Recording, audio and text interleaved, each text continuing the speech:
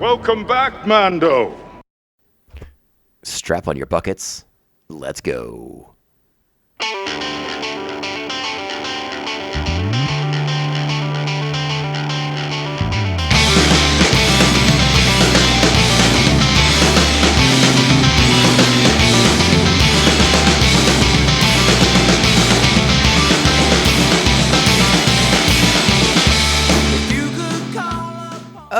Oh, greetings, bucketheads. Mavar Tagar.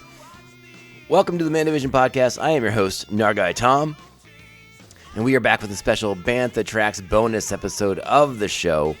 I have returned from my travels, and this is the first episode we're dropping because, of course, a lot happened while I was away. That's just how it goes sometimes, friends. When you want Star Wars content to drop, go on vacation so you can't talk about it with anybody for a couple weeks. That's always a good, sure bet to make these things manifest into the galaxy. And that's exactly what happened. While I was away, while I was out and about in the world and away from a microphone, a lot of stuff was happening back here, back home. And we weren't around to talk about any of it. Of course, there was significant fallout at Disney ABC last week. Technically, the week before, honestly, almost 2 weeks ago now at this point, with the Jimmy Kimmel fallout, the protest, the backlash from a lot of the community canceling their Disney Plus subscriptions, their accounts, and all those things, and. Without getting too political, I do 100% agree with the people who canceled their Disney Plus accounts, who canceled their ESPNs, who canceled anything and everything Disney ABC related. I 100% support that. If you really wanted to protest it, you wouldn't go to the parks for a while. That would really hit them where it hurts. But I mean, this is the only real voice we have sometimes is with our dollars. And if we're not going to give them our dollars, that is a way to get their attention. So, again, I dance around this very carefully because I don't want to get too crazy on a political tip here. But freedom of speech, it's a protected thing, and the idea that the government can come in and say, no, you can't have freedom of speech, for what I consider to be actually very benign comments, it's troubling, right? We talked about the comparisons, the prescience of Andor to the real world, and a lot of the things that were happening on that show, and how you could connect it to a lot of things that are happening in the real world. And that utterly terrifying scenario is still real and still true, and again, shows me, and I think it showed a lot of people, that there is a complete disconnect between Disney, the people who run Star Wars, and what their shows are actually about. Because again, this is all the stuff that Mon Mothma was talking about, right? The artificial reality versus real reality, and it's the abyss between the two. The idea that there is no truth any longer, that it's just narrative. It's crazy. It's a wild world, and again, if you did cancel your accounts, I 100% support you. I have to admit, to be perfectly transparent with you, I did not. Not because I don't agree with the people who did it. I was simply out of the country, and I had a lot of shows downloaded into my Disney account. And because I was in a country where there is no Hulu, I actually needed my Disney account so I could watch the Alien series when I was abroad. So while I was appalled by what was happening, I did not make a stand financially speaking, because gosh darn it, I had downloaded all those things and I wanted to watch them. Darn it, I had a lot of flights, I had a lot of planes to catch, and I needed to watch my entertainment. I needed to watch my Alien show, and I did. FYI, I did. I very much enjoyed Alien Earth. For anyone out there, I know I mentioned it a few weeks ago, that it was a show that I was very, very much into, very much enjoying, and I very much enjoyed the finale of it. I know there are some people on the internet don't feel the same way. That's okay. You don't have to like everything out there. There's a lot of Alien content out there that I don't care for myself. I did enjoy Alien Earth. I wish it had wrapped things up a little bit more nicely, because I will be insanely frustrated if there's not a season 2. If they announce the show's been canceled and there is no season 2 moving forward, I will come back on this podcast and denounce the show for having the audacity to tell a incomplete story and make me completely freaking insane. Much in the same way that we don't get to see the resolution to the Acolyte. I stuck it out through that show, through its highs and lows, and it didn't have the courage to wrap up its story. And then they leave us hanging, and now we get no resolution. So let's hope that's not the case with Alien Earth. Let's hope that comes back. But again, yeah, with everything going on last week, Disney was in the spotlight for good or bad, and they were supposedly supposed to drop this Mandalorian Grogu trailer Friday, but they were so busy dealing with the fallout of pulling Kimmel off the air that they decided to wait. And so mysteriously on Monday morning, we all woke up to find the Mandalorian Grogu trailer in our feeds. And again, it's been almost 2 weeks, almost a full week now. Actually, over a full week since it dropped. And I don't think I'm going to tell you guys anything more exciting than what you've heard already from other podcasters and YouTubers who have already provided their insights and kind of broken the trailer down. I was excited by it in a very casual sense because it's given me all the things that made me like the show in the first place, which is also sort of somewhat of a red flag. It's like, okay, the Razor Crest is back. Okay, the Amban phase rifle's back.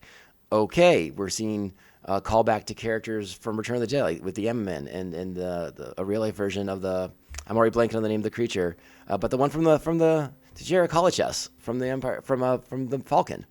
There's all these great little things and all these great little Grogu moments, and yeah, so it's kind of hitting all those things that made The Mandalorian great in the first place in those first 2 seasons. It's kind of dialing it back to those things, and that's great. And again, it hits those Goranson music score notes that are just so iconic now at this point. So it gives you all the things on that front, but there's no actual substance to the teaser because it is a teaser, right? It's there to wet the whistle, to whet our appetites for more. And I think on that front, it does its job. It gets me excited to see more. I have no idea what's going on in the trailer. Again, we see the Razor Crest is back, or at least a new version of the Razor Crest. How and why? What happens to the N1? We'll have to see. I, along with many of my other peers on the internet, while we liked the visuals of his N1, we didn't think it was a super practical ship for a guy with a baby and a guy with a bounty hunting career. The Razor Crest had carbon freezing chambers on it. It had weapon storage. It had all kinds of things that seemed way more practical for a bounty hunter to make his way across the galaxy with. So I think it makes a ton of sense for him to go back and get a ship like that. But are we just going back to what made The Mandalorian great in seasons 1 and 2? Are we going back to the familiar, right? I guess that's what we have to wait and see. There's lots of neat little moments with Grogu. We see Sigourney Weaver. We see Zeb. Again, the Amaman is in this, a creature from Return of the Jedi, who I think they have since said is one of the national species of Utapau. Yeah, good stuff. I'm here for it. I was going to the theaters to watch that movie anyways. I do love the poster that came out with it. It's very evocative of the old westerns from the 50s and 60s, which again, The Mandalorian in season 1 and 2 was very much that kind of show. It really hit on a lot of the western notes from that style of television from the golden age of Hollywood, and so we're going back to those things. I do worry there are some red flags because I don't want to see the progression of Din Djarin go back as well. I don't think that will be the case. Obviously, he now has an apprenticeship with his son in Grogu. That seems to be developing. That seems to be going forward. We see Grogu with some Anzellans. We see Grogu with doing Grogu things, trying to steal some snackies. Looks like he has some Mantel meal. There's all kinds of stuff going on in the trailer, like fun little things here and there in it. But yeah, I don't know what it's about. It looks like he's going to square off against the Imperial Remnant. That makes a lot of sense. They sort of teased that in season 3 of the show. We're sort of still setting things up for a big, epic New Republic grand finale movie that Dave Filoni is going to do I assume after season 2 of Ahsoka. Now that Thrawn is back in the main galaxy, we seem to be setting up those events. So yeah, we're probably squaring off against some Imperial Remnant, But the Hutts obviously have a role to play. If you look in the trailer, it looks like those twins from the Book of Boba Fett, those twin Hutts, have a role to play in this. We know that Rota will be back in this. Jeremy Allen White will be doing the voice of Rota. If that's presumably who we saw in that fighting ring, muscled up Hutt, which again is not something new. So there is plenty of lore around of yoked up Hulks, yoked up Hutts. That is a thing. You don't just become a fat slug. You can get shredded, even for a Hutt. So yeah, we'll see how it all plays out. I'm excited. I'm here for it. I'd like to know a little bit more about the plot details. But again, I'm sure we'll get another, maybe a more full length trailer around the holidays. Would be my guess. Christmas, January, something like that. So it looks good. Looks exciting. I'm here for it. What we also got was a trailer for the Visions Volume 3, the somewhat maligned by many Star Wars animated features on Disney Plus. I'm a fan of it. I don't like every single episode of it that they include. I mean, and that's just the way it is. Like, I have a certain animation style that I'm a fan of, and others that I'm not. I have a certain appreciation for some Japanese animation styles versus others. It's gonna be interesting. There's sequels in this one. There's another version of the Duel. Another like a sequel basically to it. The Duel Payback is in this one from Kamikaze Duga in Anime Studios. Project Studio Q is doing the Song of Four Wings, which is a princess turned rebel kind of story. Let's see. Hold on. A princess turned rebel protects a child from the might of the Empire on a snowbound planet. We have the Ninth Jedi, Child of Hope, which I believe is also a sequel. Pursued by Jedi hunters and blasted adrift into space, Kara encounters a seemingly abandoned ship tended to by a mysterious droid. Wit Studios has The Bounty Hunters. A rogue bounty hunter takes on a job for the shady industrialist that has unexpected consequences for her and her droid. Kinema Citrus Co. has Yuko's Treasure. A sheltered orphan teams with a street rat kid to rescue his droid caregiver and find a long-lost treasure. Kinema Citrus Co. also has The Lost Ones. After assisting refugees escape a natural disaster, an Incognito F is forced to confront the ghosts of her past when their refugee ship is intercepted by the Empire. Trigger has The Smuggler. Desperate for a quick payday, a smuggler takes a job to rescue a fugitive from the Empire. Polygon Pictures has The Bird of Paradise. After she's blinded in battle, a hot-headed Jedi Padawan must undergo a series of spiritual trials in order to overcome the temptation of the dark side. And from David Production, we have a story called Black. A psychedelic battle between past and present, light and dark, and life and death plays out in the haunted psyche of an Imperial trooper who's on the cusp of defeat. And then I didn't get the plot for the Duel sequel. Let me get that for you guys really quick, too, here. With the help of some unexpected allies, Ronin faces off against his greatest foe, a twisted Jedi known as the Grand Master who is bent on revenge. I suppose with the Duel, an animated sequel to the Duel, I have to wonder if any of the other spin-offs that have come out of that first story from the very first Visions volume are going to count. Because there's a comic book with Ronin. There is a novel with Ronin. Do these things all sync up? Or is this another situation where the books and comics get thrown to the wind for whatever happens on the screen?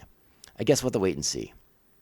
So, yeah, Visions is... I'm excited for it. It comes out the end of October on the 29th. So we'll have those episodes to kind of watch, and we'll talk about those as we get to them.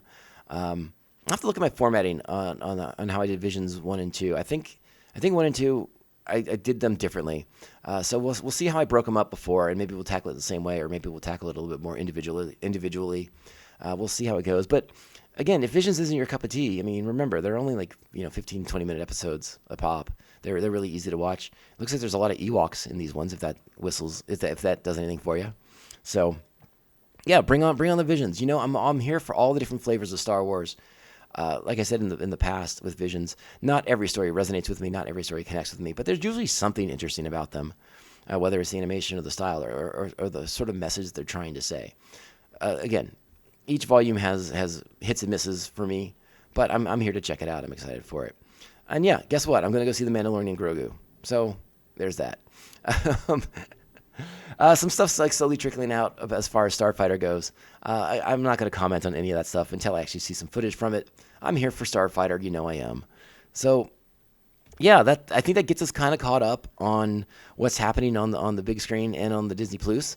Though if you did cancel your Disney Plus, I guess you're not watching Visions Volume 3, which is okay. You made your choice. You voted with your dollar. Maybe I'll change my mind. Maybe Disney will do something to make me angry in the next week, and I'll follow suit and join you guys. We'll see how that all shakes out. Again, this is a time of great. We're being tested, I think, is a good way to put things. And we have to remember, in current society, the way it works is, we can go on the internet and get angry. They don't care until you hit them where it hurts, which is the pocketbook. You hit them in the wallet. You hit them in the pocketbook. You take your hard-earned money and you keep it for yourself and stop giving it to them. And there's nothing wrong with that. That is how you let them know that you are angry and upset and you are done just giving them money. And that is the way. It is the easiest way, the most direct way to make your voice be heard right now. And again, were you thinking about going to Disneyland anytime soon? Cancel it. Don't go. There's plenty of people that are going to go anyways. But I'd love to find out that the parks did take a hit. That would be amazing to me. We'll talk about the parks some other time. Again, I still haven't gone into Star Wars Land. I have sort of a mixed feeling. I have emotions. That's the best way to put it. I have emotions about it. And we'll talk about those another time. It's not going to be a therapy session today, friends. So let's get out of here. Bantha Tracks Bonus Show. Thanks for being here. Hope you have checked out those trailers. If you haven't, check them out. Let me know what you think. Hit me up on those socials. Mando_Vision, Twitter/Insta. Or Twitter/X and Insta. Mandovision at Blue Sky. And you can email me your big long-form thoughts at Mandovision. Tom at Mandovision. No. Jeez. What is it? MandovisionTom@gmail.com. And hey, bucketheads, go out there, be amazing. Go be great Star Wars fans. And again, if you're upset by what's going on with Disney and ABC, let them feel it in their wallets, okay? Maybe don't buy that Star Wars toy for a little while. Maybe don't buy tickets to some big event that they're putting on. I don't know. But that's the biggest and best way to make your voice be heard. All right, bucketheads, we'll be back to talk about Star Wars Rebels next week.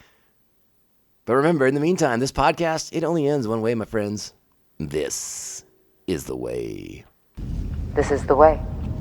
This is the way. This is the way. Bounty hunting is a complicated profession.